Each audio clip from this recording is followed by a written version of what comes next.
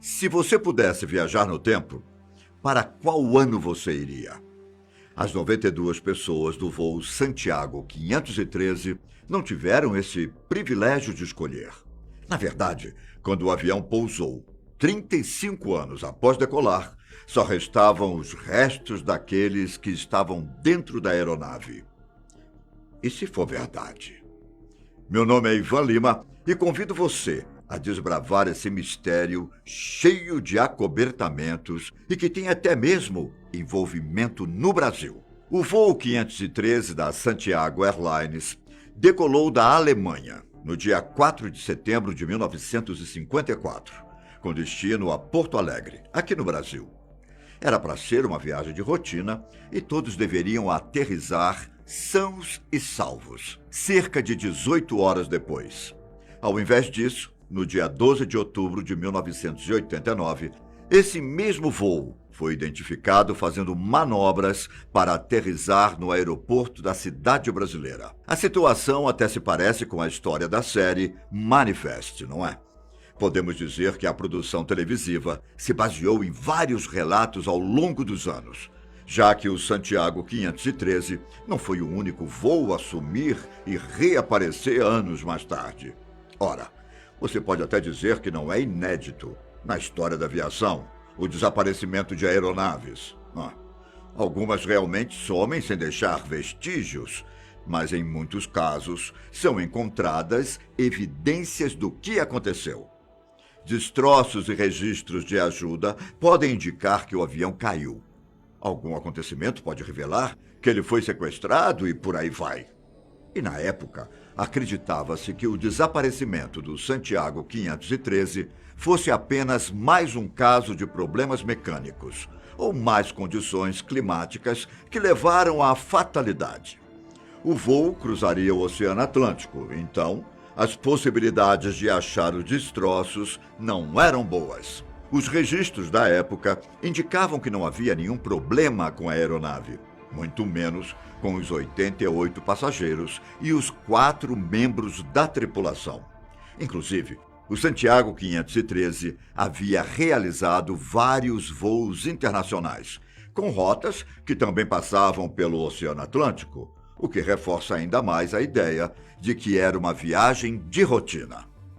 Como de costume, em situações de aviões desaparecidos, equipes de busca e resgate foram mobilizadas para procurar os destroços na rota que a aeronave deveria fazer e encontrar algum sobrevivente. Mesmo que as chances não fossem boas, era necessário ter esperança. Quando o voo pousou em Porto Alegre, foi uma grande surpresa para as autoridades locais que não estavam esperando aquele avião e não faziam ideia de que se tratava de uma aeronave que decolou 35 anos antes. Seguindo o protocolo de segurança, já que o avião poderia fazer parte de um ataque terrorista, a polícia percebeu que a aeronave pertencia à Santiago Airlines. Só que a Santiago Airlines havia fechado as portas em 1956, 2 anos depois do voo 513 decolar. Quando as portas foram abertas para investigarem o conteúdo do avião, foram descobertos os esqueletos de 92 pessoas, ainda afivelados aos assentos. O mais chocante disso tudo é que o esqueleto do comandante Miguel Victor Cury ainda estava no banco do piloto, com as mãos nos controles. Como o avião teria pousado? Pessoas se tornaram esqueletos? Em que momento? Ao que parece, o governo brasileiro investigou a fundo o caso, mas não revelou maiores detalhes e se recusou a oferecer explicações. As suspeitas eram de que o próprio governo estivesse envolvido com o desaparecimento do avião anos antes. Uma forte teoria indicava que o Santiago 513 havia sido sequestrado e as pessoas a bordo foram usadas em experimentos governamentais. E isso até que faria sentido se não fosse o aparecimento do avião mais de 3 décadas depois. Por que algum governo colocaria a aeronave no ar novamente? E ainda por cima, com os esqueletos das pessoas? Fato é que a falta de comunicação gerou irritação do público, que queria saber o porquê do caso ser tão sigiloso. Um dos nomes que se destacou na época por defender os detalhes deveriam ser revelados foi o Dr. Celso Atello, um investigador de fenômenos paranormais. Segundo ele, o governo estaria escondendo as evidências de que buracos de minhoca realmente existem e que o avião teria entrado em um após a decolagem e saído dele 35 anos depois. Seria possível que o buraco de minhoca fosse o resultado de algum projeto? Teorias envolvendo buracos de minhoca indicam que o tempo passa diferente para aqueles que viajam por eles, mas não explicam um eventual caso de corpos humanos virarem esqueletos. Talvez você até já tenha assistido algum filme de ficção científica que aborde esse fenômeno. Eles são túneis que separam pontos diferentes do espaço-tempo, podendo levar viajantes para outras épocas ou lugares, como galáxias ou até mesmo universos. Enquanto existem cálculos que indicam que chegar a um destino através do buraco de minhoca seria quase instantâneo, outros revelam que seria mais rápido viajar da maneira convencional do que tentar pegar um atalho pela Ponte de Einstein-Rosen, que é o nome técnico do fenômeno. Essa segunda hipótese é do físico Daniel Schaeffer, que imaginou um buraco de minhoca sendo a conexão entre dois buracos negros.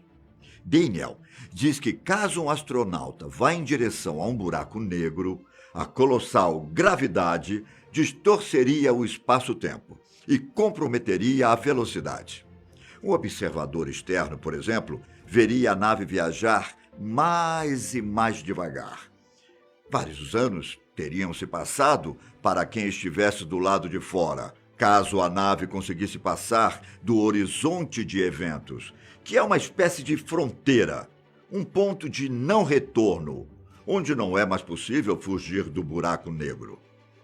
Uma situação semelhante é vista no filme Interestelar, que utiliza algumas licenças poéticas para explicar toda a situação. Quando a nave do protagonista, Cooper, adentra um buraco negro, é dito que muitos anos vão se passar para a população da Terra, só por ele estar próximo do horizonte de eventos. Enquanto a idade de Cooper se mantém a mesma após ele sair do buraco negro, a filha dele, que era uma criança no início do filme, já está idosa ao final. De acordo com o investigador do Santiago 513, o Dr. Celso Atello, a aeronave desafiou as leis do espaço-tempo, como prevêem as teorias sobre buracos de minhoca e buracos negros. O que foi considerado praticamente impossível de explicar é como um esqueleto conseguiu pousar o avião no aeroporto. Ele estaria sendo controlado? No caso dos buracos de minhoca, eles são frequentes em hipóteses para explicar o desaparecimento de aeronaves, principalmente se o Triângulo das Bermudas estiver envolvido. Afinal, não é de hoje que se escutam relatos surpreendentes do que existe naquela região. Muitos aviões e navios desapareceram no Triângulo das Bermudas e nunca mais foram vistos. Já os relatos de quem sobreviveu ao lugar afirmam que existem algumas coisas estranhas por lá. Uma espécie de força que dificulta a navegação, fenômenos visuais complexos e ocorrências climáticas fora do comum. E o que torna o Santiago 513 tão especial? Por que os outros aviões que possam ter passado por um buraco de minhoca não retornaram? Talvez as perguntas mais adequadas sejam: para onde e quando outros aviões foram mandados?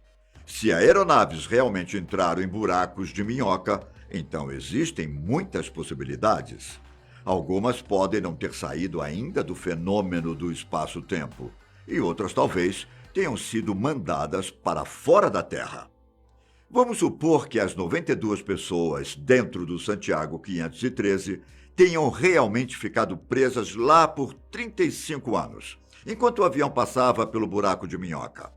Não seria estranho dizer que, em algum momento, toda a comida acabou? O que pode ter levado os passageiros e tripulantes a atos cruéis para a sobrevivência? Mas, ainda assim, nenhum deles teria sobrevivido por mais de 3 décadas, o que explica a morte de todos. Não existem detalhes exatos das condições dos esqueletos dentro da aeronave, o que torna difícil traçar o que realmente aconteceu com todos ali.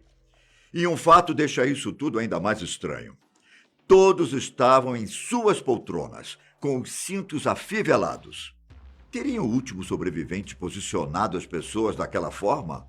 Ou todos perceberam o cruel destino em que estavam e continuaram em seus lugares esperando a morte? Para quem não esteve no aeroporto de Porto Alegre naquele fatídico dia, é fácil taxar a história como farsa. Afinal, os desaparecimentos de aviões pelo mundo são contados quase como lendas tempos depois. A história do Santiago 513 muitas vezes é tratada como fake news, por não existirem muitos veículos de comunicação que transmitiram a notícia. Na época, o tema foi abordado pelo jornal Wiki World News, especializado em publicações humorísticas e com temas sobrenaturais. A matéria sobre o Santiago 513 foi divulgada um mês após o avião pousar, em novembro de 1989. No jornal também existem outras reportagens que apontam o aparecimento de outro avião, 37 anos após ter decolado. Alguns argumentam que a insistência no tema é uma prova da mentira, ou, na verdade, seria mais uma prova de que informações estão sendo escondidas de nós. E se for verdade?